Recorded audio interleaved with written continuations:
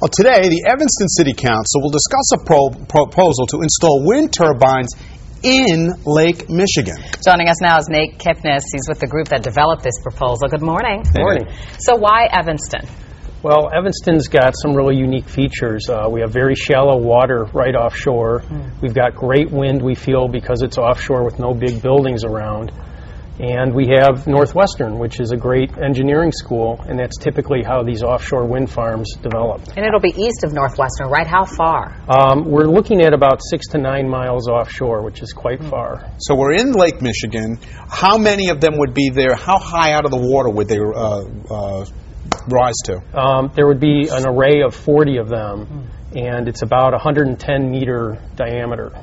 So I just moved here from Boston, moved back home, and in Boston, you've probably heard of this, of course, the Cape Cod project. They wanted to put them in the water, right? Same deal. But a lot of people there were protesting because they said, "Oh, it will obstruct my view." Have you heard that here, or what other opposition have you gotten? You know, you're going to hear all sorts of things as we move forward.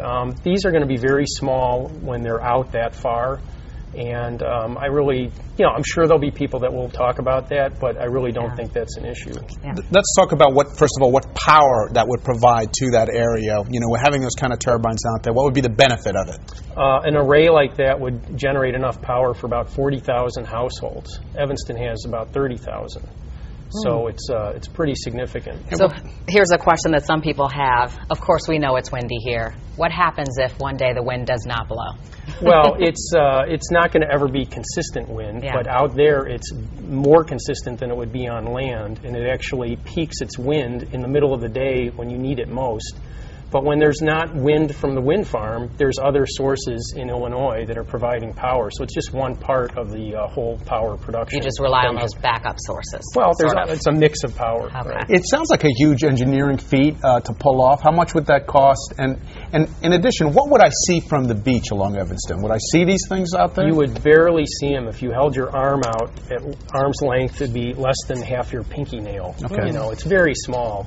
The cost is about $10 million per turbine. So it's just, a function when we talk to these developers, wind farm developers, of how many we're going to need. And one quickly, who pays for that? Well, the idea is we would have a wind farm developer finance it and then sign to sell the power to Evanston, to Northwestern, and others. And one of the obstacles I imagine you have to overcome is you probably have to get federal, state, and city approval on all of this kind of thing, right? And more. Is there anybody else? The higher source? You name it. Church, right? A Yeah. long process. It's a 7-year process, approximately. Well, that's the beginning step. So we'll be waiting a while to see this, huh?